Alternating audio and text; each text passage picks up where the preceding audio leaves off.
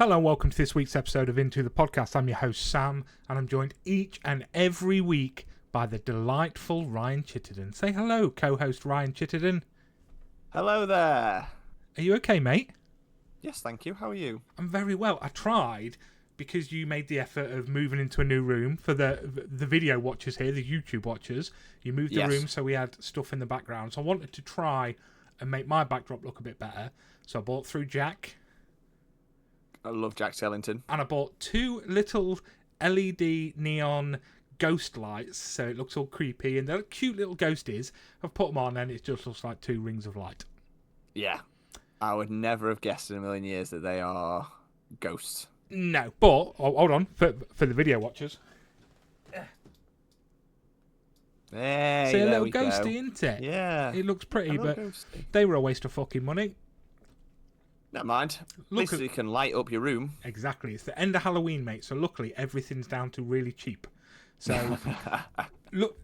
So my child is mega into Nightmare Before Christmas and Beetlejuice at the minute. They're her two obsessions, and it's for two things that are everywhere during the Halloween season. Perfect, isn't it? Yeah, so I know. The day after Halloween finished, where everything just went down mega cheap, I went and bought all my Christmas presents. It's been fucking brilliant. That is cool. That's cool. I'm equally obsessed with both of those things. Oh, me too. I'm with her. I'm absolutely with her. She's got great taste. Takes after her old man, mate. You know. I just wanted to give a little shout out this week because I got a message asking if I could give a little shout out. Okay. Your wife and sister have hit the 52 films for the year. Ah, nice. Yes, that is good. So well done, Jessica and Claire Bear Louise thingy. Yeah. Yeah. I was trying to remember what her Facebook name was. Is that Claire Bear something? Yeah, so that's really good. And weirdly enough, obviously, we've not spoke about this in a while. So those of you that are new to the podcast, me and Ryan try and do 52 new films we've never seen before in a year, which is equal to one a week, basically. We normally smash it. We normally do really well over the last couple of years. And we've not spoke about it in ages. And I come to you today and went, fuck me, dude, I've hit 90 films. Yeah, so insane. I did my 90th film last night, which was a film called Bagman. Most of my films are as bad as this Bagman film. Just shit horror. Yeah. Just shit horror. Yeah. Yeah. I think the listeners have come to expect that from you. To be fair. Absolutely. So so I mentioned that to you today, and I was like, the first time, because I've not done anything in my little book as well, so I've got a book that write all the films, and I've not wrote in it in ages, so I updated it. And then the day I mention it and write up my films is the day Claire messages saying, "Oh, me and Jess have hit the 52." So congratulations, big round of applause there, well done. So for anyone else that is doing this with us, get in contact and let us know where you are or if you've smashed it yet, and we'll give you a little round of applause. Absolutely, I do love that people are still doing that. It's great, isn't that's it? One of the few legacies that we've managed to create with this podcast. It's a random thing that we do, but it's nice. It's nice to look back on as well. I like flicking through over previous years and seeing when I watched films and seeing some of the trends. And it's weird looking back at even the start of this year, and I go, think films that I watched in January, February, and I go, oh my god, that feels like a lifetime ago that I watched those films. God, absolutely. I mean, I've got the book in front of me, and I'm like, when we did our Brad Pitt episode, that seems like forever ago, but they were all the first films of the year for me. Well, I feel like Saltburn was maybe the first film of the year for me. Saltburn. That must have been last year for me. I think, because I watched it well before you, didn't I? Yeah, so that was obviously back end of last year, start of this year. And that craze feels like a lifetime ago, doesn't it? Saltburn, bloody hell. Oh, God, yeah. That was the 65th film I'd watched last year. So, it would have been towards the end of it. Yeah, I'm up to 69. I think. Lads. No so point watching any more films. I might just have to leave it there. Yeah. I'm going to hit the 100 films mark this year. I've only got 10 more to do, and I've got 2 months to do it in. Easy work. Exactly. And my little one, I had a really nice weekend over the weekend, so I sat and watched 3 films with her during the day. We just chilled. She's been learning how to knit, so it was quite nice. We had films on in the background. My mum was teaching her how to do knitting, and it was just a nice day, family friendly. So I'm going to start getting some of the sort of kiddier films that are more her friendly to watch this year, towards the end of the year as well, I think, because it has all been shit horror. or Brad Pitt films, Standard. apparently. Standard. But I think I've had another big Nick Cage year, as always, but that's standard for me. Every year is a Nick Cage year. Have you watched that new horror that he's done? Arcadium? No, I've not seen that yet. I think manager Megan told us about it. I think it was on Sky Movies, I think, not too long ago. I've not watched it yet. Have you? No, so every top 10 horror films of 2024 I've looked at, that's been on it, or at least the picture's been around it. So okay. But then there's one on there that people are raving about that I really didn't enjoy, called The TV Glows Purple, I think it was. It was fine, it was okay, but everyone seems to think it's a bit revolutionary, so I don't know. Like, some of these lists are just a bit crazy. Not loads have come out this year horror-wise, so... No. Cool, but we're not actually here to talk about gaming this week, are we, Ryan? Films. We're here to talk about gaming. Do that one. Yeah. Quick, edit it. Oh, I can do that, can't I? You know I ain't editing shit, mate. No, I don't think we can edit the video either, can we? We're not there yet, so... Absolutely not. Let's just do a second take of that. Right, ready? You ready? Yeah, I'm ready. Action. So we're not actually here to talk about films this week, are we, Ryan? No, we're not, Sam. What are we here to talk about, Ryan? We're actually going to talk about gaming this week. No way. Yes. That is insane. Nailed it. That was good. Yeah. Cool. We'll definitely edit that out. 100%. Definitely going to do that. Yeah, easy. This is due out in a couple of hours, so yeah, I'll definitely do that. Yeah. Yeah, so this is one, we had a sit down recently and we had a chat about some topics that we could maybe do over the next few weeks, and this one was a kind of no-brainer because it's a really easy episode to do, but at the same time it's something we are both mega into. So we're going to look at retro nostalgic gaming. So we're not talking back Commodore, Atari, unless that was your thing. We're going back to more of our childhood, the stuff that we played, the consoles we played. And just have a look at the brief history of them, and not so much, you're not going to learn a lot from us, but just basically just have a chat about what we used to love and why we loved it. Yeah, and hopefully the listeners will all have different experiences growing up. They'll have had their own consoles. Most households had some sort of console of some sort, and because there was so many different ones growing up, everyone had slightly different variations, didn't they? Or even if they had the same console, played different games on them. Oh, absolutely. It's not like pre things like Game Pass, where you could just stream endless games or download them, or you had to have your physical copy, like a cartridge or a disc. So yeah, it'll be interesting. I'm interested to see what you come up with. I imagine there'll be a lot of crossover because some of them will be classics. Yeah, I think so. So what I'm thinking is, should we get the snack of the week done and dusted, get that out of the way, and we just have a good 50 minutes, 45 minutes chatting about gaming? Let's do it. Yeah, should we pull Drew out the little boxy box and go from there? Right, well. Aye. Drew, sing us in, baby. Here come Sam and Ryan, listen to them both speak. They've come 2 hours on with their pop culture critique. But are you even a nerd if you don't overread? So come on everybody, it's the snack of the week. Right, Ryan, you handed me the snack of the week for this week. We have the same snack. We're not in the same house, but we have the same snack. For the first time, we've been on the ball. Yeah, and by we... Megan again has digged us out, has saved us. So she gave us. But in fact, before sorry, Ryan, can I just interrupt before we go on to this, mate? I feel we should probably give the big news to the listeners actually about manager Megan and her future within the podcast. Okay, you want to do that now? I think it's probably best we get it out the way because it's been quite a hard few days for me and Ryan. We did receive a message the other day from manager Megan, who has told us that she's parting ways with us because a better offer has come to the table. So she was recently watching Scooby-Doo meets WWE in a hotel room somewhere. And in that hotel room was some players for Chelsea FC, so the Chelsea Football Club. And obviously, knowing what a fantastic job she does for us, they poached her. So manager Megan is now the official manager of Chelsea Football Club. She's going to be sorely missed. So there shall be no more social media posts Ever. because Ryan's not doing it, and I'm refusing. I'll get around to it. I'll do one a year, maybe. So what we need to do is we need all you beautiful loyal listeners to bombard on our post that I'm definitely going to post this week, not Manager Megan, and just tell Manager Megan how much you love her and how much we need her back, and she's wasted at some small fry company like Chelsea Football Club. In fact, what you need to do is join the Discord.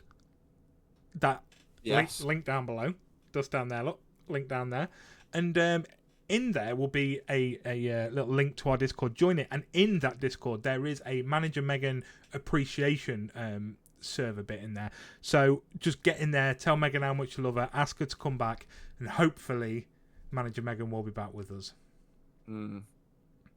Rest in peace. My favourite part of that story is the fact that she genuinely messaged us saying she was watching Scooby-Doo versus meets WWE. I know, that's the crazy part of that story. Yeah. Not that she's in the same hotel room as the Chelsea Football Club, but The same hotel room.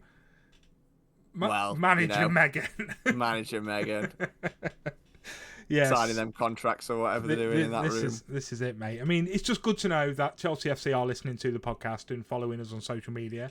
Yeah. They've not wrote anything in the Manager Megan appreciation bit on the Discord, which is weird. But anyway, so this snack is in memory of Manager Megan. So do you want to tell us what it is? R.I.P. Yes, so Megan handed me these quite a while ago, but she gave me, because she is very good to us, she gave me one and me one for you. And for the video viewers, you can see it, but you lowly listeners will have to Just listen to my description. Listen to the description, yeah. Yeah, which is Quality Street, but not just any Quality Street. It is a chocolate bar of Quality Street. So which one though, Ryan? There's many Quality Streets. there is all the streets of quality, but this one is inspired by the purple one, Ooh, fancy.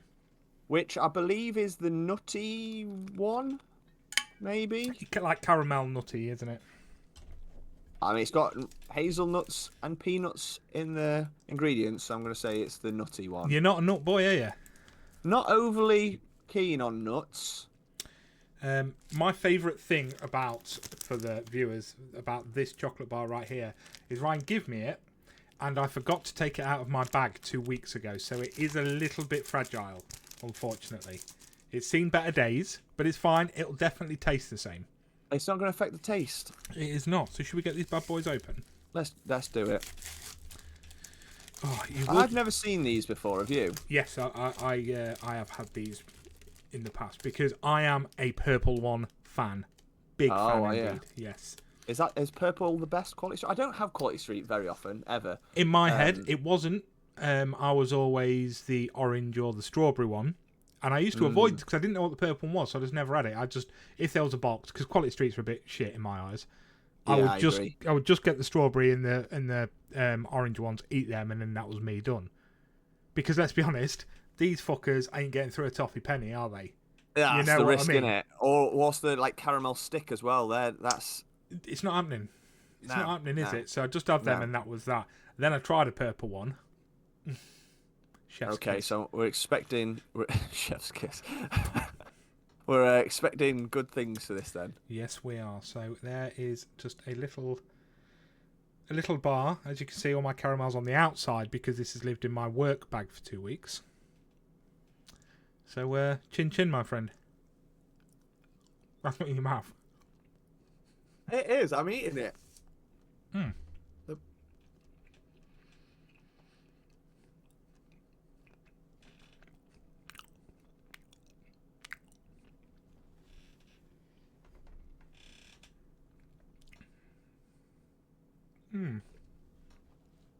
How'd you feel?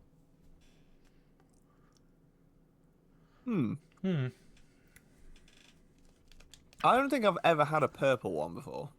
How does it make you feel on the inside? Conflicted. Talk me through it. it's softer than I thought it was going to be. I thought it'd be quite hard, Oh, quite no. crunchy, but it's very soft. The top's like caramelly, like you said. And what I do like is that the nuts are very finely chopped. Look, if you look here, very fine. Very fine, nutty. So I like that. So therefore, the flavour's not overpowering. The nutty flavour. It's just a little crunch at the bottom, really. Just a little, gives it a little crunch, little tiny crunch. That's pretty good. That. Yeah. I'm pleasantly surprised. Now, excuse me, the only thing about a sort of sweet caramelly chocolate is it makes me want to have a drink out of my new Terrifier 3 drinks bottle that I got from Wraith Energy.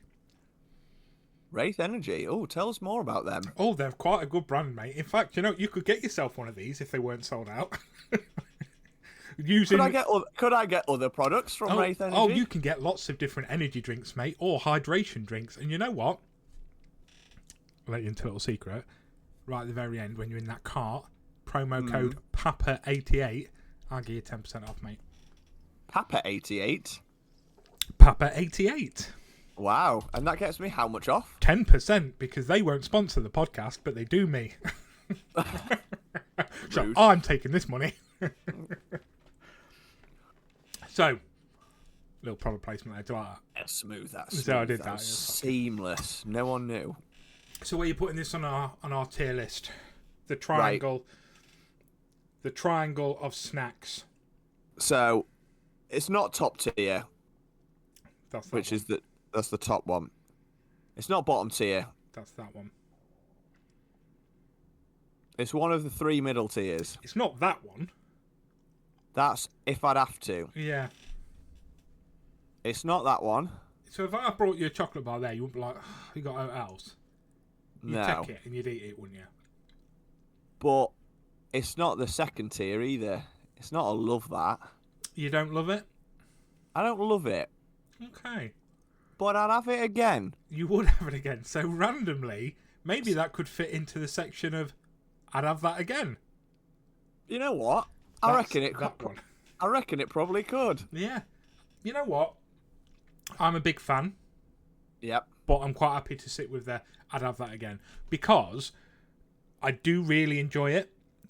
Yes. But I don't go out my way to buy them. And bear in mind, Yeah, exactly. these have been around a while, so for that fact that I don't go out my way to buy them, it says to me that I'd have that again because I'm having it again. You're having it again, But I and didn't you're buy not it. complaining about it. You're No. happy about it, but you're not going to buy it because you don't love it. I think you're right, and you know what? I think I do love the purple ones, the actual purple quality streets. Yes. But maybe they just don't fit into the bar as well. So I'm happy with that. FYI, old Puntland Pirate came forward and said, fine, after last week when we told him he had to go through all of our episodes and start writing down where things are on the tier list, he messaged me saying, okay, I'll do it. What episode did you start putting things on a tier list? Have a guess.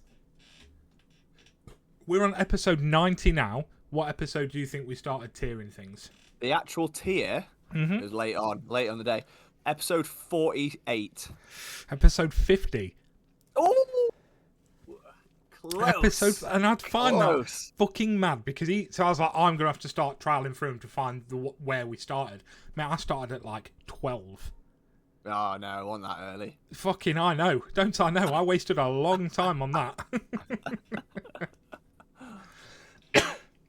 So really, my old brother, old Puntland Pirate, he's only got to do 40 episodes of putting it on the tier list. I've got to do 50 episodes of what else we've done.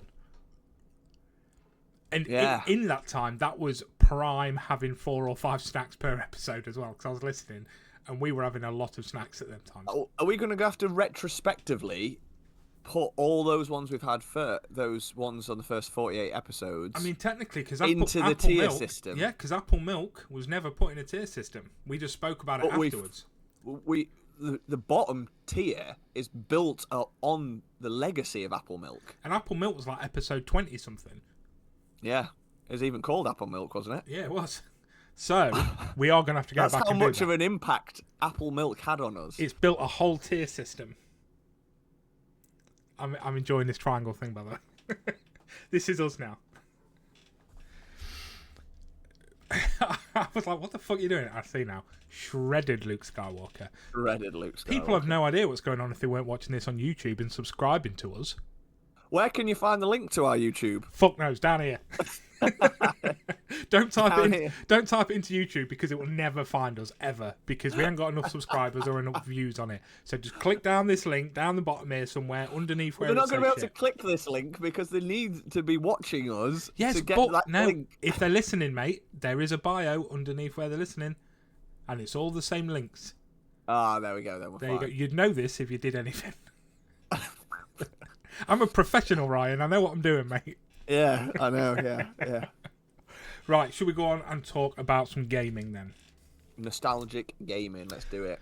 So what I've done is, not only have I made notes for this week, bearing in mind our notes just recently have been about 4 words on a piece of paper, I've actually got 4 pages of notes here.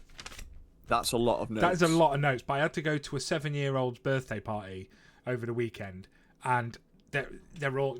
My daughter lives in a little village, so all of them know each other because they all live on top of each other, and I don't know them. So I just took Yeah. my notebook and just did podcast research instead of talking to people, because that's how you know what? antisocial I am. I'm all about that life. Oh, big time, mate. You know, I'm not totally here get for that. But at lunchtime, when they all sat down for the buffet, I helped out handing out pizzas and sausage rolls and that, so I still did my bit. good guess. Do you know what I mean? Great guess. Yeah. But I got Not busy. totally ignorant. I've got busy stuff to do. Right, so what I've done is, first page is I've wrote down back to the first console I remember either owning or playing, and then wrote them down sort of year by year. Do you want to do it like that? Yeah, let's go. I think it's easiest if we go console by console because that'll give us the natural chronological order, and then we can jump in with games at each one. Yeah, absolutely. So we'll get a couple out the way first that I remember playing, but I don't remember much about. So back in 1985 when the SNES came out, so the Super Nintendo Entertainment System. Yeah. Did you own one? Did you play one? Never had a SNES. I mean, No, bearing in mind, so- this is 3 years before I was born as well, Yeah, no. which is pretty mad. So that obviously birthed a lot of stuff for the Nintendo system. We then move over to 1986 where the Sega Master System came out. No, Now, do you remember the Mega Drive? Remember the old controllers for the Mega Drive? I do. It was practically the same sort of controller. So Right. it was like the original. We then moved over to the Sega Genesis in 1989, the year after I was born. Now, that's one I wrote down, and I can't remember whether we had one or not, or maybe my old brother can tell me if we ever had one. Again, not for us. But this next one you will have done. 1989, my friend. So how many years before you were born? 1 year before. 1 I year was born. before you was born was the birth of the Nintendo Game Boy. I did have a Game Boy. Yes. Everybody had a Game Boy.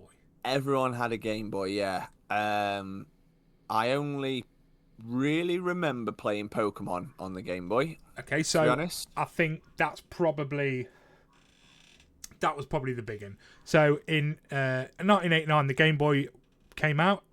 In 98, the Game Boy Color came out. 2001, the Advance came out, and then you start hitting like 2004, where we got the DS and all the touchpads and stuff like that. But this original Game Boy, just a handheld, quite blocky thing, wasn't it? Yeah, I didn't actually. I didn't have the OG one. I didn't have the OG? original. No, my first Game Boy would have been the Game Boy Color, Was it? So which yeah, was so 98, 98, yeah. and that would have been in release with. I think we had yellow ones, and Mm-hmm. they were like actual Pokemon editions, so they had little That'd be worth Pikachu's on money there. now, mate. God knows, they're probably long gone, long gone.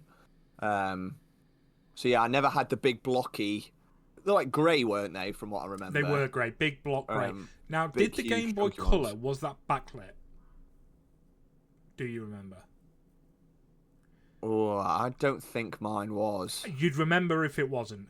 Now, the best thing about the Game Boy, this was like every young gamer's dream. All of a sudden, you have a gaming console in your hand to play when you're in the car, when you're in your bedroom, wherever you want to be. You can be, and bearing in mind the range of games for this, so you can be anything from your Zeldas, your Kirbys, your Super Marios, all that sort of stuff, to Teenage Mutant Ninja Turtles, to all the stuff you loved, you had in your hand. But the original Game Boys weren't backlit.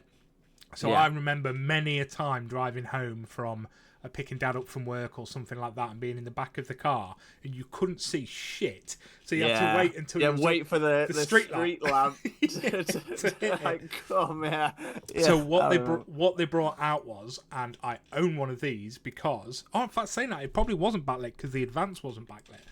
They had a little light that like came a little up. light that attached to it, didn't it? Yep. It came round like a Or- little desk one. Another thing I had as well, a big fuck-off cartridge that went into it that had a light, but it had a magnifying glass on it as well. So as you're playing it, everything looked a bit bigger. We had one of them as well. But I mean, this was like... You got so many accessories for this. You had the carry cases, you had the, like say, the lights. You had so many things to make this as portable as it could be.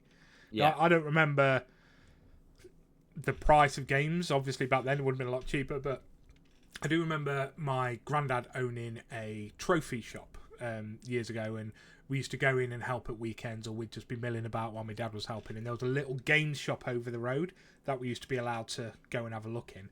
And I remember going over with my pocket money and change and just looking for a game that I could buy. And just being like, I couldn't afford any of them. And I found a WWF one that I'd never heard of, or it might have even been a wrestling, like non-branded wrestling game that I could just afford. Oh no, I was just under, and the bloke I was like £2 under or something. And he was like, you can have it. Nice. Or the game I had in was something bullshit like fucking virtual tennis that I didn't like, and he was like, oh, if you trade that in, I'll give you this game with it, sort of thing. And I remember it being the greatest thing on earth, playing it and being like, God, wrestling doesn't play well on a Game Boy. Yeah. Because you're so used to your kind of platform games. That's what they were. They were all platform games. You know, your Pokemon, your Zeldas, just a square screen and then a little thing moving around. And whereas you just had these two, and all you could really do was hit, knock each other over, throw against the ropes. You could just do fuck all with it. But this thing, it was kind of revolutionary at the time. Like, everybody had one. It could be anywhere with you, and it took, the batteries that we must have got through back in them days. Oh, it God, took I know. 4 AA batteries, and when your parents come home with them cheap ass batteries from wherever, £1 for 20 of them, you're like, this is going to get me. This is getting me 10 minutes on this game. What are you playing at? Go get some Duracell, motherfuckers. I know. Yeah. The Game Boy wasn't massive for me. It was massive in the sense that I think when the Advance came out, everyone got one. Yeah. Everyone it's because it was tied in with Pokemon, which had taken over the world at that point. Everyone had the cards. Everyone was watching the TV show, and Pokemon and Game Boy was massive. And it was like, was it red and blue? Were the two the Pokemon games? Oh, you could get them all. Yeah, I know. I'm trying to think of what the first two were. Oh, it would have been red, blue. Then they did green and yellow. And then, because with yellow, it was where you had Pikachu, wasn't it? And he inlaid Pikachu, because that was revolutionary, because Pikachu didn't stay in the ball. He came out of the ball, he followed you around, which was cool. But I think I had red. I think I had Pokemon Red. That's the one I think used I to had play that a lot. Everyone started. It doesn't matter what, even if you had blue, you was getting Charmander to start off with, because as soon as you had a Charizard, you knew you was facing Brock. Yeah. Whatever his name was at the gym. Yeah, I know. So, definitely played the Game Boy. It wasn't like a console that I look back on and think that took over my life. Do you know what I mean? Yeah, that's mad. Because I mean, obviously, showing my age a little bit here, so I'm a few years older than you, but this really did take over my life. Like, this was my introduction to gaming. And again, like I say, that having it wherever you went, playing what you wanted wherever you could go. I mean, my memory is pretty short, which is why I do like to make notes and stuff. Like when we did this episode, you're just reeling off the back of your memory. I don't have much. So I'd love to remember the hours that I put into this. You know what I mean? Yeah. Especially, like I say, going to my granddad's trophy centre and stuff, like just sitting there all day. Like, he's got his Game Boy, he's fine.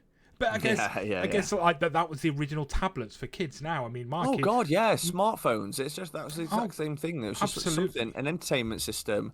It was probably great for parents as well, wasn't it? Just be able to give your kids a Game Boy and let them crack on. Oh God, and we've all been there with our kids. You know, I mean, my little, she's not that bad on it now, but she had her spade of being obsessed with her tablet. And, you have to, come on, only an hour, or, off it now, darling. Yeah, let's put that down. Like, that must have been them with me as a kid on this thing. Yeah. So next we're looking at 1991 was the Super Nintendo. Did you ever have a Super Nintendo? Did you play the Super Nintendo? I didn't. No, no, I didn't. So there's I one. feel like you've missed one though. Oh, what have I missed? 1989, Go on. the Sega Mega Drive. I have. Why have I not written that down? You know what's really weird? I have missed that. I must be missing a page somewhere, you know, because I even wrote down some Mega Drive It's all games them that I had. notes. There's too many notes, too many pages. You can't keep track of them all. Was that 1989? Was that? I can't believe I've not written that down. 1989, the Sega Mega Drive? Yeah, Oh same my year as the God. Game Boy. Yeah. So the Mega Drive was, I mean, fucking hell. This was probably my first console. Oh yeah, same for me. First console, first proper gaming, and God, I can't even think how old we were when we got a Sega Mega Drive. I don't remember us buying it. I don't know where it came from. Obviously, my parents got it from somewhere, and we had a lot of games for this. Oh God, we did. Loads of games. And there were cartridges back then as well, so they weren't There disc. were It was a big cartridges, chunky yeah. cartridge. that Yeah, was sort of clunked like- in the back. Yeah, absolutely. I'm just The getting big one. While you're talking, I'm just going to look at some Mega Drive games. Yeah, the big one, the big one for me, standout, which I imagine it will be for most people for the Sega Mega Drive, was Sonic the Hedgehog. Absolutely. This is where it all started for Sonic. Yeah, like this for me was like looking back, the original game, like proper gaming. Like yeah, okay, it was like there's still the platform games, but it played really well. You know, the music, the lights, it was replayable. It was great, and I was only a little kid, maybe like 6 when I was playing that, so I was properly shit at it, and I never completed it. Oh no, not at all. But it's one of those games that I'd happily just put on again and again. And even as a little kid, it felt so much more advanced than the other games at the time. Like I can remember playing, like we had like a football game on there, and obviously this is pre-FIFA, or maybe it was FIFA, but it was like flat people that kicked the ball around, and Yeah. it was shit. Oh, and even terrible, even as a little kid, I was like, this is shit. Like, I'd still play it because it was a football game and I was football mad. Yeah. And I loved gaming. But even then, I knew, like, nah, Sonic is top of this pile. Sonic is peak here at the moment. This may be a bit controversial, but I think the sounds of Sonic, so when you talk about the music, the sounds of Sonic, of playing it, Yeah. resonates more with me than Mario. So Oh, yeah, we for all me, we all 100%. know the tune for Mario. Dun, dun, dun. But Yep. if I was to think about Mario, I would have to think about that. Like, what's the tune again? Oh, there it is. Whereas as soon as you said Sonic, it was in my head, and I could hear the clinks of the rings as you're going The around. clinks of the circles. rings, and it's like when you used to hit a bad guy or something, and then like that sound of like the rings dropping and then going everywhere. Yeah. Oh God, yeah. It was I gutting could- when that happened. And you're just Oh, I rushing around hated trying it, to get yeah. more rings. And I used to love the bonus levels when you did that, and you like it was that world that spun Mm-hmm. and it spun round, and you had to try and like because you were spinning constantly. Absolutely. Oh, it was such a good game. It was so good. And then I don't think Sonic ever got better than that. I don't think so. I mean, obviously we had the introduction of like Knuckles and Yeah, bits and bobs yeah. like that. I mean, what year was Sonic and Knuckles? 94. So Sonic came out in 91, I think. Yeah, it was 91. So 3 years later, we got the introduction of Knuckles, and everyone wanted to be Knuckles because it was just the Oh cool. God, everyone wanted. Yeah, he's cool, but for me, yeah, but that was so good. Like the Sega Mega Drive, I think I had loads of other games for it. One that I always remember playing. I don't know the name of it. I think it was like Streets of Rage or something like that. mate, I was literally about to bring up Streets of Rage. And I think it's Streets of Rage. I don't know though. Just a Tell platform me about thing. Streets. Platform Yeah. thing, and you basically sort of walked into a level. People would come in from either side. You'd fight them, kick. You could grab them, near them, and then as Yeah. soon as the level went, you moved on to the next stage. You moved on to the next bit, and you could do it as 2-player co-op, couldn't you? Yeah. Yes. So a game, and you could pick up like poles or whatever and hit people with it, and then the pole would like break and stuff. And then you'd fight the bosses. Mate, Streets of Rage. I can remember playing that with Jessica that we've already mentioned. You know, I can remember us playing that all the time, and the excitement of getting through further levels. Yeah. But it must have just really, as a kid, at that age, you know, he's sort of like 6, 7. I don't think I ever completed any of these games. It'd be a case of. So I remember saving used to be a bit of a pain in the arse. I can't remember. You had to have like a cartridge to save on, didn't you? You did, yeah. So you could. It was always very limited to how much you could save. So really, it was just a case of I'd go back and I'd play the same 3 levels before I died, and then I'd put another game on and play the first 3 levels and then die, and then just constantly repeat that cycle. So if you like that, the other one that was very similar was Golden Axe. Was your Golden Axe boy? Never had that. Golden Axe, to me, it was probably more me than Streets of Rage was, and I love Streets of Rage. So Golden Axe, it was the same sort of platform type game. You'd go on to the next level, but this kind of, instead of just sideways, it might go up to the right or up to the... But all of a sudden, you'd have bad guys coming that were riding these weird monster things, and you could kill them and then ride the little monster things, and you could be a dwarf or like this Amazonian warrior that was just wearing like a bra and pants, or this big, dude with a massive sword like Conan type dude. It was all basically the fantasy version of it. I can't believe you've never played Golden Axe. That is, in my head, that and Streets of Rage, when you're talking retro gaming, that's them, in a nutshell. Yeah, okay. Obviously, everyone still knows your Sonics, your Marios, your stuff like that, but they're your retro gamings, your Golden Axes and your Streets of Rage. Streets of Rage is still coming out today. You can still play them. Yeah. Like, I think there was one that not that long ago, to be fair. But Golden Axe I've not seen in many years, to be fair. You could probably still get it, but... Probably. Oh, mate. I think that was 4-player co-op. I'm sure it was as well. That's cool. Yeah, that is cool. But yeah. There was one there. Was it Toe Jam and Earl? I think that might have been the first. I think that was first on Mega Drive as well, Toe Jam and Earl. No, Did you ever play that? No, I didn't play that. I'd love to actually look back and think, like, if we had all the copies of the games that we had. Oh God, I would love to. Yeah, Toe Jam and Earl. It's just like the standout ones that I remember, and I don't think certainly with the Mega Drive. Again, like, my parents will probably be able to correct me, but I don't remember us going out and buying many games. I don't know if it was just a case of whatever we got with the bundle. That's pretty much what we had. Yeah. We didn't get lots of games, extra games for it. Another one that you must have played. Where's it just gone? Outrun. Fuck, I forgot about Outrun. It's not that one. Where the fuck's it just gone now? Earthworm Jim. My apologies here. Golden Axe. No, it's gone. I had one. Oh, Disney's Aladdin. Did you ever play Aladdin on the game? I did a little bit. I don't think we had it, but I think I played it on friends. I remember playing that game and being like, "You'll never get graphics better than this." Yeah, it was so colourful, so vibrant, so awesome. I remember that about Hercules, which I think was on the PlayStation 1. Shit, I remember the Hercules game. I think I played very similar to the Aladdin one. Yeah, I think it did. Yeah. Anyway, let's move on because we've got a lot more consoles to go through. Yeah, of course. So then we went to the Super Nintendo after that in 1991. The only one really I remember that was Star Fox. Star Fox, can you remember that? No, because I never had a Nintendo. So it was... I remember the picture on the front. It was basically just like a spaceship cockpit and the fox. I can still see the advert for it in my head as well, and being like, this is going to be insane because it's like a 3D fox and blah, blah. Obviously, the game's never going to look like that on a Super Nintendo. Yeah. We then moved over to the Sega Saturn in 1995. I don't remember if you had one of them or not. I remember it, but I don't remember it. No. But then in 1995 again, possibly the turning point for gaming was the Sony PlayStation. PS1. The PS1. Yeah. Now, this game for me, this console for me was... The games you play today all sort of resonate around this.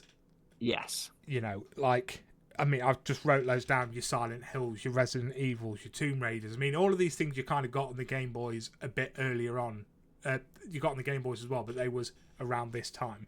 So they brought out versions of this for the different... Yeah, I feel like... Yeah, you're right there. I feel like for me, in my mind's eye, the way I see it is the PlayStation 1 was the start of modern gaming. 100%. That console was for me personally anyway, the console where it's like I moved away from like the retro 80s, 90s, early 90s stuff. Even like the Sega Mega Drive felt like the most advanced versions of probably what was like the Atari and stuff like that. They were still all platform games at this stage, though, really, weren't they? Yeah, they were, and they were very sort of blocky and limited. Whereas the PlayStation 1 changed all that. 3D. You know, it moved away. It moved away from the cartridges. It was the discs then, wasn't it? You pressed the button, it flipped up, put the disc in, and clicked it down. Yeah, I remember we had a lot of games for PlayStation 1. This is where I don't know. I guess it's weird because looking at it through the list and looking at all the different consoles, because I've done a bit of prep. Like every generation has kicked me on in another way, if that makes sense. Oh, so absolutely. I guess what was started from the Sega Mega Drive then really kicked off with the PS1. I can't tell you when we got a PS1. So what year was this? 2000? No, 95. So see, I would have been 7 when this came out.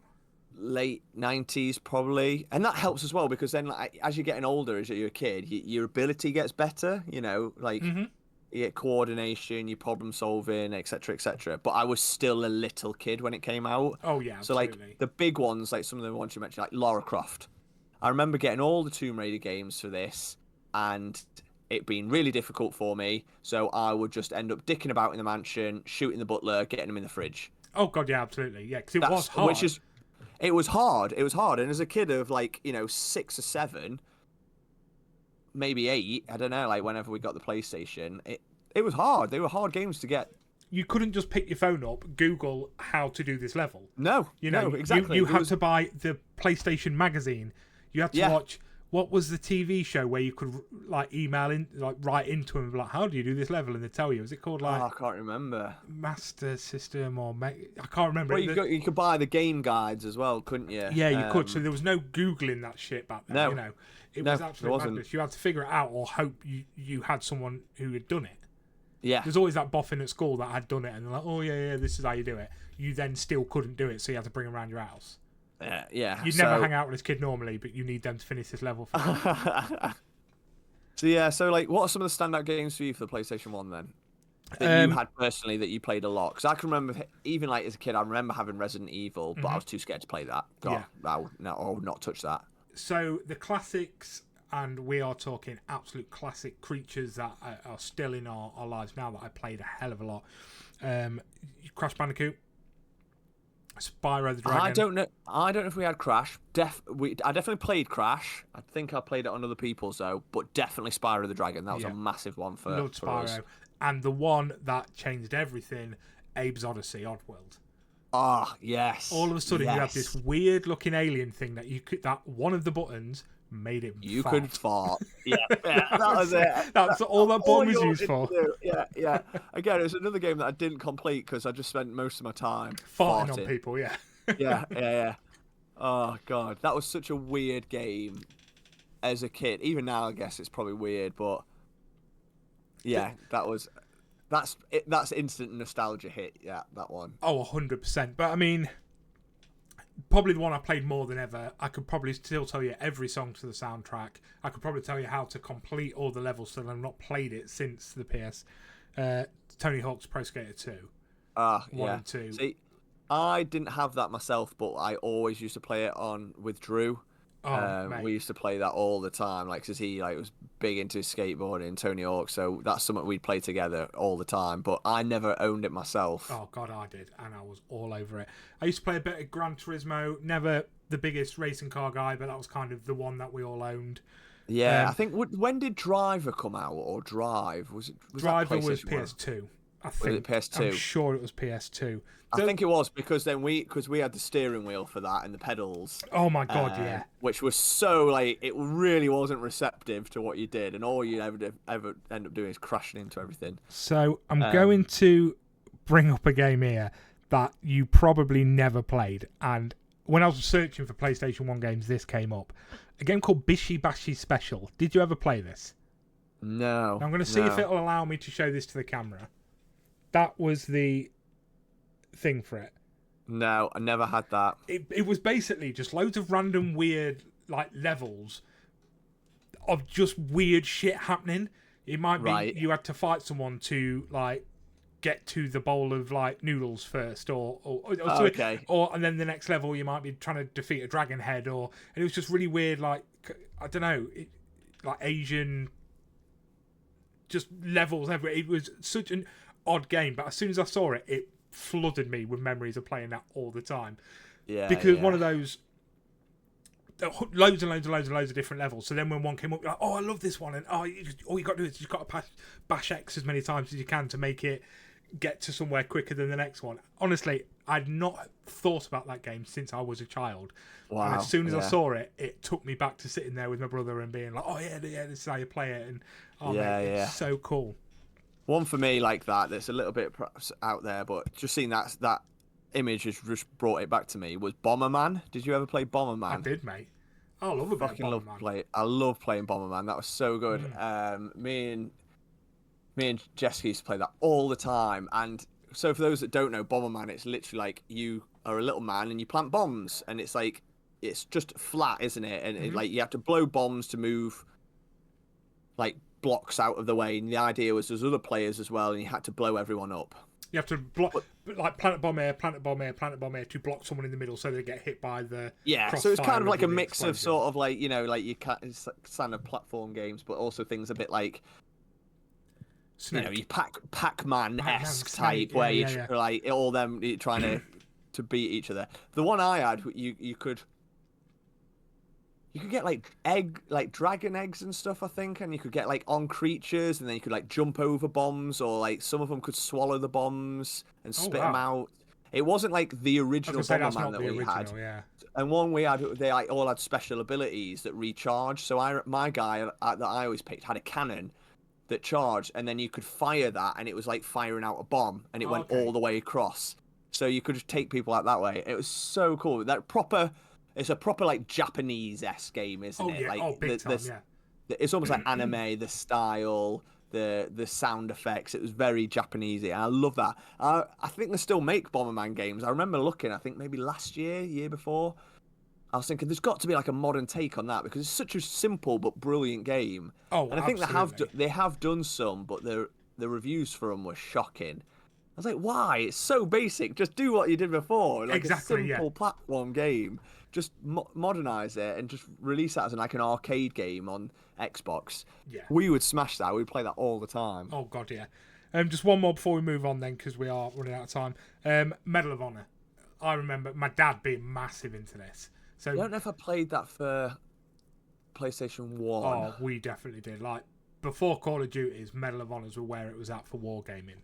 And this game was insane. It was so amazing. And like I say, watching Dad play it a lot, so then we started playing it, and then it moved over. I think it was Frontline, where you actually did it on like Normandy, and it's just mad game. We should probably move on. I know, just a couple more that I've got to mention. I won't dwell on them a lot, but I spoke to you about this the other day when we were talking about it. Croc. Me and my sister used to play Croc all the time. So you're literally like a little crocodile, and you had to go, just like Spyro, exactly the same as Spyro Crash. You know, you had to go out and you had to go rescue all the little creatures. That was one that I can still picture the opening cutscene. That was cool. And yeah, we said about Spyro, but we had the most awesome Spyro box. It was like this full box. It was like a cage, and you pulled the top lid off, and it was like a cardboard cut out of Spyro. Amazing. And in front of it, that's where the game went into a disc, and it slotted into it. Oh, that's it was like this huge box. It was awesome. It was like, I don't know how we got it. Like this awesome collector's edition. I've got to mention this because I don't know if this is PS2 or PS1. I think it's PS1, but where I first had SmackDown games. They were 100% SmackDown games on PS1, and I'll tell you for why.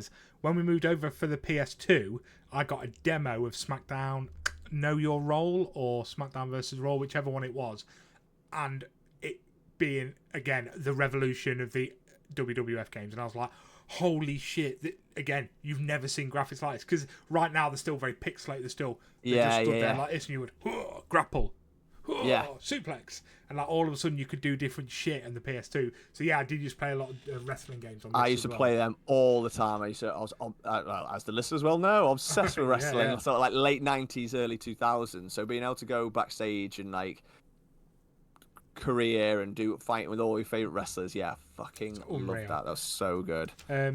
Yeah, I think the one you probably played was Raw, and there's a retro gamer that I follow on Facebook, and he played it recently, and I was watching him. I remember the opening screen of picking the wrestlers, and I had two. I think I had Raw. I think that was the early one, and then I had SmackDown. Yeah, and I can't remember what I got that for. I still think it might have been PS1. Yeah, probably PS2. was. Right, we will move on then. So after the PS4 was the Nintendo 64, which again you said you've not had a Nintendo Nope. console. We did have one of these, and I saw an amazing meme the other day on the internet, and it was the back of an N64 cartridge, and it said the most ignored rule of all time, and it said in it, please do not blow on the conductor at the bottom, because the whole point of Right. these cartridges, if they didn't work, you took it out and blew. Yeah. It's got yeah, to have yeah. dust in it. Yeah. And you put it back in, and it worked every time. But there's a big thing on the back of all these cartridges like, do not blow on the cartridge. But I mean, I don't know what they're talking about. oh, absolutely not. But I mean, the N64, there was some classic games for the N64. Star Wars Racer, so Episode 1 Yep. Racer, so that was all the pod racing stuff. Mario Kart 64, so really took the Mario Kart gaming up a step. Yep. Super Smash Bros. You had a lot of the Mario Tennis, Mario Golf, stuff like that. Pokemon Stadium, which was insane, but the big one, the nostalgic one that any gamer remembers with a lot of joy in their eye is GoldenEye. Oh, yeah, yeah, yeah. So that, and we have recently played that in the last couple of years, and it wasn't as good as I remember. No. But GoldenEye back then was insane. The multiplayer, the replayability of the multiplayer on GoldenEye was just insane. Doesn't hold up now, I don't think. I think there's a lot of other games when you look back that did the same thing, but for some reason this just worked so well. Yeah. And also I hated the N64 controller because it had three really long. Three long. Yeah. Yeah, and It was weird. I didn't know where to hold it. and this bit you that was in the middle, so it had a bit coming yeah. down the middle that you had. It's really weird. You held it like that, didn't you? Yeah. It's odd. just the weirdest thing ever.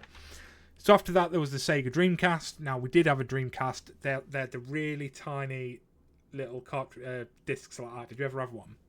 No, I didn't have a Dreamcast. One of my friends at the time, one of my good friends at the time, he had a Dreamcast, and I remember playing Resident Evil 3 on that and being absolutely terrified, and we used to take it in turns to play it. Mm-hmm.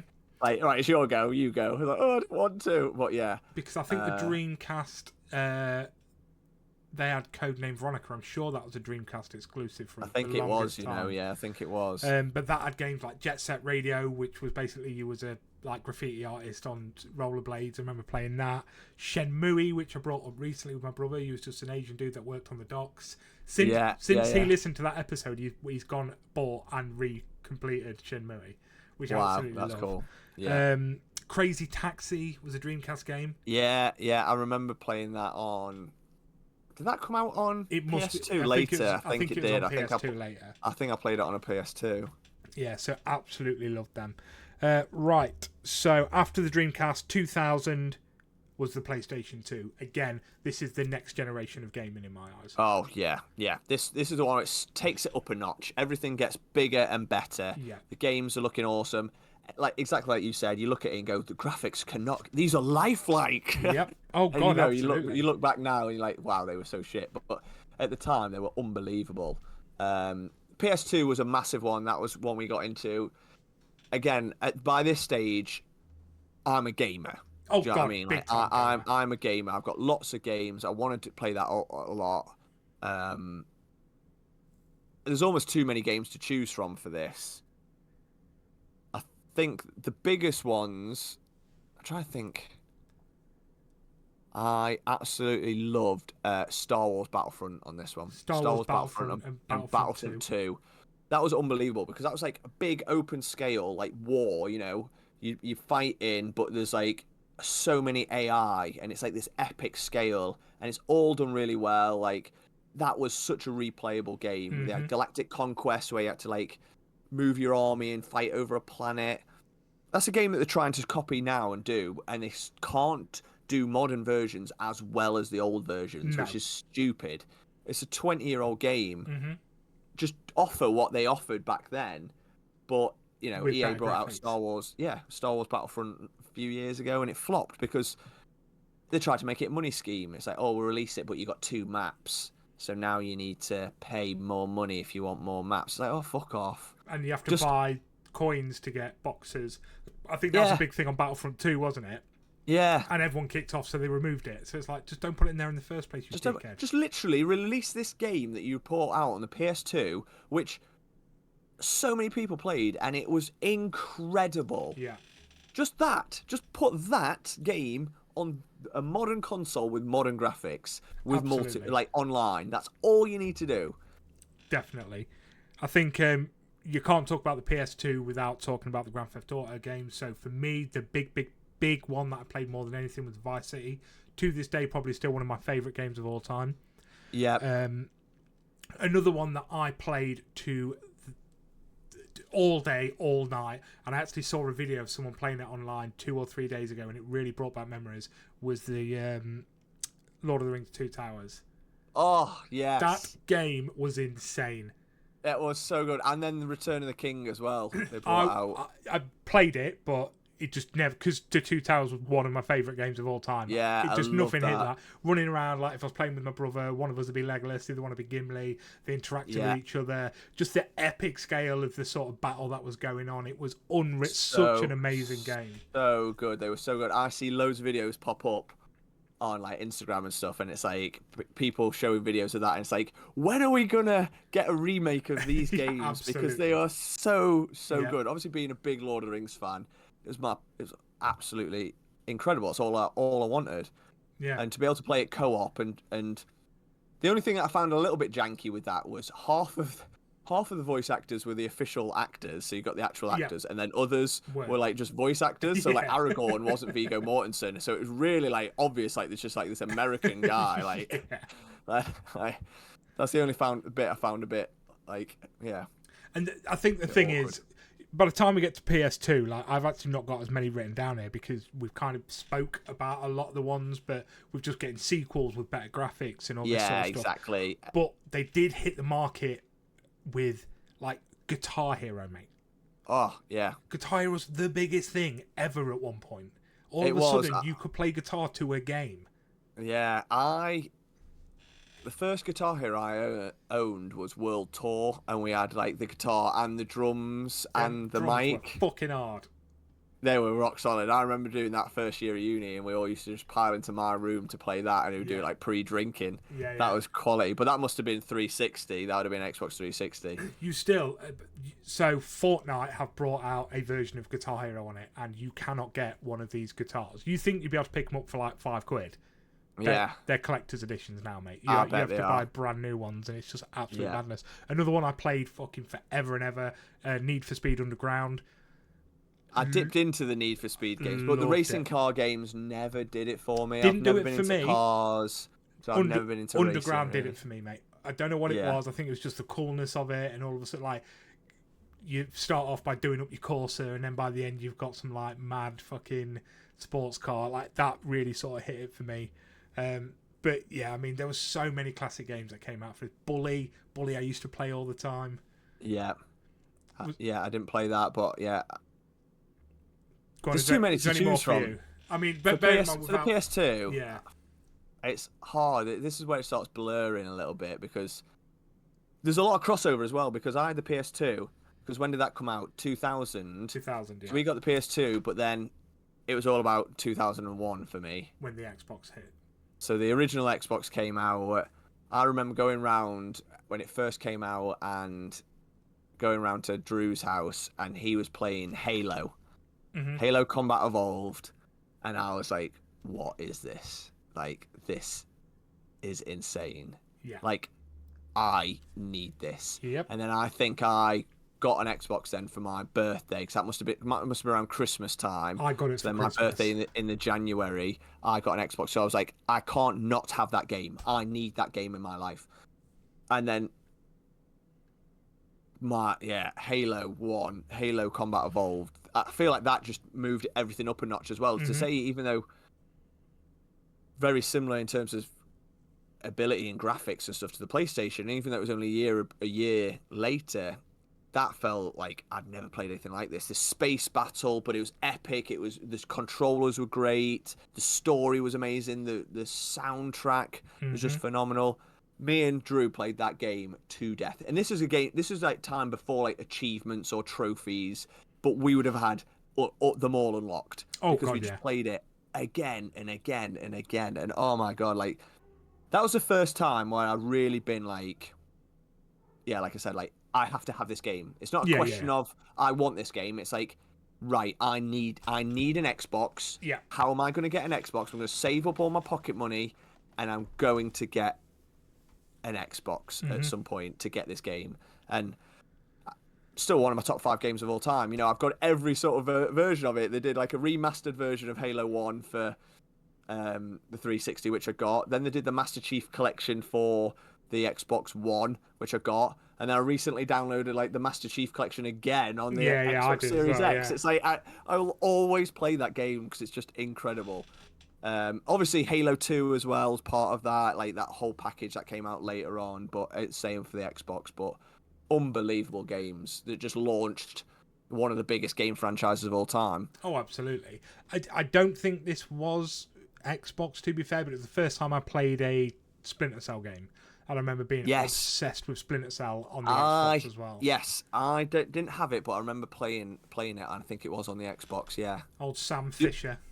I've not played them games since then. I remember his name was Sam Fisher because I was like, and I remember being rock solid. Yeah, it was so hard. Just trying to be like, I mean, nowadays we can be a bit more stealthy with the games, with the Assassin's Creed and well, most games like you can play in a stealthy manner, but back then you weren't stealthy. Like games weren't about that. Games were about getting in there with a big sword and just chopping shit. Because that's what we was used to. So it was a fucking hard game.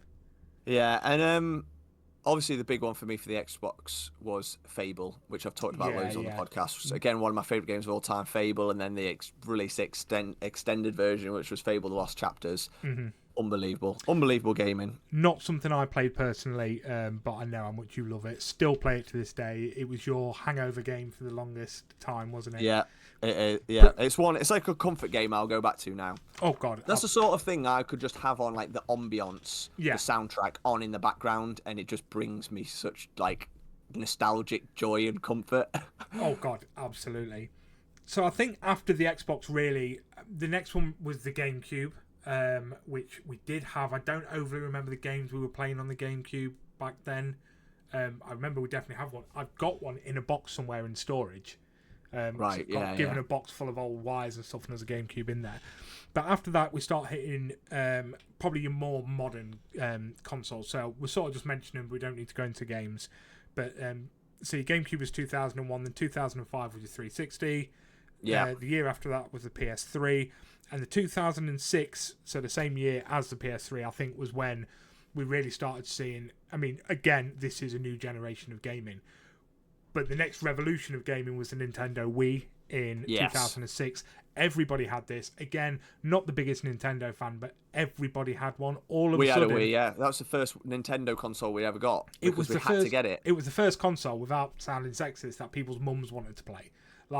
Everyone's mum had one, and everyone wanted to play it. Yeah, because it was just family fun. Wii Sports, the carnival game. Yeah, all of this shit, like it was just good, proper family fun games,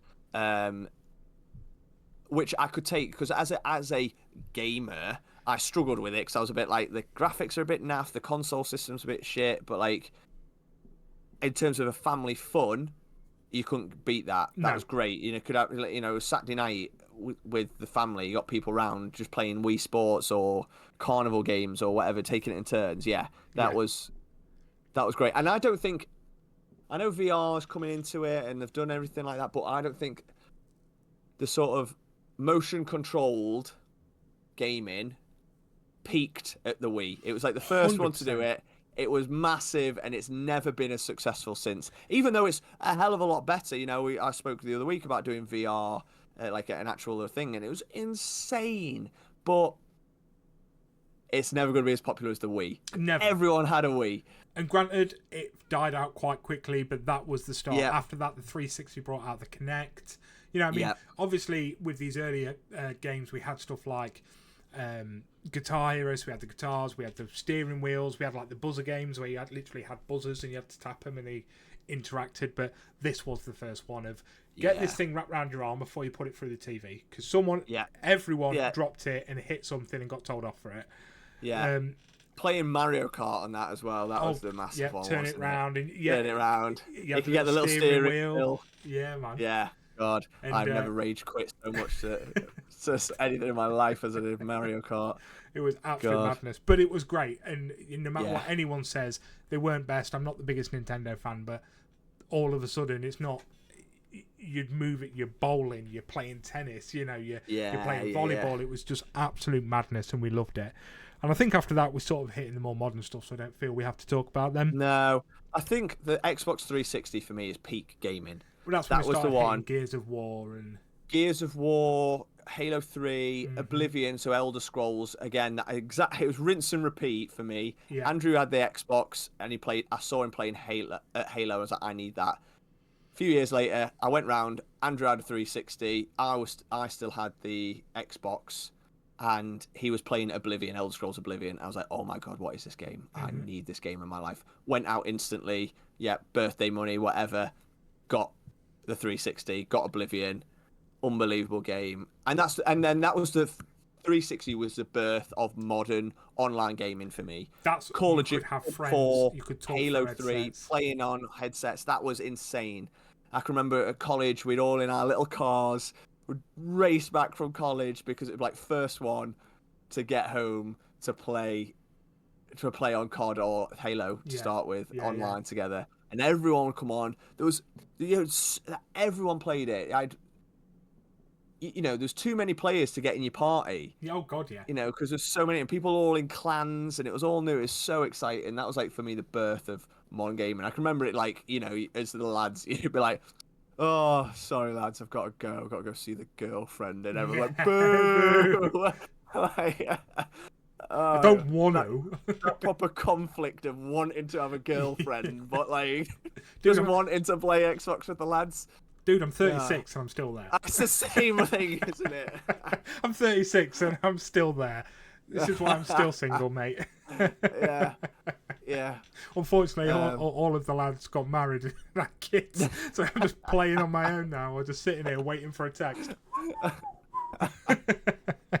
Oh god, yeah. So quickly, just to wrap it up, then I've got the top 5 selling consoles of all time. Okay. At number 5 was the PS4 with 117 million. At number 4 was the Game Boy, obviously, with 118 million. Number 3 was the Switch at 132 million.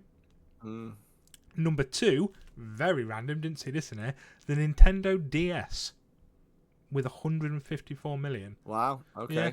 That was when you got like Nintendogs and stuff like that. Yeah. All of a sudden it was all touchpad. So you had like a little styler thing, stylophone, stylograph, whatever it was, and you moved it around. And then number 1, I'm sure we can all guess which the greatest and most bought console ever was. Ryan, have a guess? Number 1, PlayStation 1. PlayStation 2. Ah, yeah, fair. The Xbox didn't come onto the scale. No Xbox saw that scale until number 9, and it was the 360. So Xbox was quite far back. But then, you look at it, the Xbox wasn't introduced until 2001. By that point, you've already got, 2 PlayStation consoles out, endless amounts of Nintendo stuff. So Xbox were always late to the party, weren't they? Yeah, Microsoft came out, Sony was already out there. Nintendo's well and truly in there. Sega's well and truly in there. Everybody already had their original games. Yeah, exactly. But doesn't mean we don't love them. No, exactly. We're still Xbox boys to this day. I know. I just want to do I know we've been talking a long time, but an honourable mention that we've not mentioned. PC gaming. That was a big thing for me growing up. Me and Ed, we used to play Red Alert 2, Command and Conquer, Red Alert 2, Yuri's Revenge. I remember that. Yeah, that was quality. Rome Total War. They were all big ones. So we always used to play the PlayStation. Sims, played that a little bit. Big. But yeah, a lot of I definitely played quite a lot of the Command and Conquer style games on PlayStation, the PC. But that died off as I got older because we didn't have I didn't like. It wasn't like I need to get a new PC. It was like I get a new console. Yeah. If we had a PC that worked, that was able to run it, then this is it. I had a few, but being a gamer and being used to this, all of a sudden having to do shit on mouse and keyboard. Like, I remember getting a football game. Mum and Dad went into Staples of all places to get something, and they had the brand new FIFA or Pro Evolution or whatever it was at the time, and they had it advertised for £5 when it should have been 40 quid or whatever. And they took it then when I was £40, and Mum and Dad was like, "Nope, it says £5 there. Look, you have to sell it at the price." So they did, And I was Wow, like, fuck, okay. quickly changed the price, but it sold it. And I remember coming home and trying to mouse and key a football game. And I was just They're like, crazy. I fucking hate PC gaming, Yeah, and now I yeah. only PC game. But yeah, PC gaming was obviously huge. It's a lot bigger now. But yeah, your original, I mean, I played a lot of Command and Conquer and the Total. Yeah, and I used to love those games. the Like the Rome Total ones. War games are incredible, absolutely incredible. There's so many games that keep like even now just popping into my head that I used to play. Worms was Worms. a quality I game. That must still have been play that PlayStation today. 1. Yeah. It's absolute class. Hogs Lemmings. of War. Oh, I didn't play Hogs of War, but yeah. Ryan, Hogs of War was the greatest game of all time. It was 3D Worms, but it was voiced by Rick Mail. Yeah. All of the I've seen pigs. clips. Oh yeah, my I know. god, it was the greatest game. Lemmings, yeah. I mean, I don't know what console that was, but Lemmings was I think that was insane. Sega Mega Drive we had Was that it? on, maybe. Yeah, oh god. Or maybe PC. We could I talk don't about know. this or not. Yeah. It's a fucking I know, there's so many there. This is the sort of thing that we need a few beers and we just sit up and talk about all night long. That constantly just coming back into our heads, all these nostalgic moments, all these memories. Well, we're talking about getting into the streaming game a bit more and doing a couple more live streams from here and there. So we could do another gaming one if people want to get involved. We can just sit and chat with you guys about gaming. Just an Yeah. hour of chatting, you know, like Happily. we're trying to fit this into a quick hour and 15 minutes, but there's no way we can do that. So, yeah, it'd be nice to do a live stream, get everyone involved, get people talking about the games they used to play. You know, we can sit around and sort of Google shit while we're doing it, trying to find the best sort of stuff. But I think that'd be really Yeah. good fun. I agree. Cool. So that is our episode, Ryan. Is there anything you'd like to add before we finish? No, I don't think so. I think there's a lot of we've talked about. I just want to go and play some nostalgic games. Oh, mate, I'm gaming as soon as I've finished. I'm not uploading this episode. Fuck everyone. Yeah. We've recorded it. Yeah. So everyone, thank you for listening once again. Please go to our socials and follow us: Facebook, Instagram, Twitter, Into the Podcast. If you could leave us a review on Spotify, if you could subscribe on YouTube, all that type of stuff, it would be fantastic. All the links are down here. And join the Discord server because we do lots of chatting in there, and we need to save Megan from the evil Chelsea FC. Yeah, we need to get her back. We need to win her back. We do need to win her back. So we will leave it there. Just before we finish, Ryan, Sam, nice poncho. got a nice poncho too. Peace.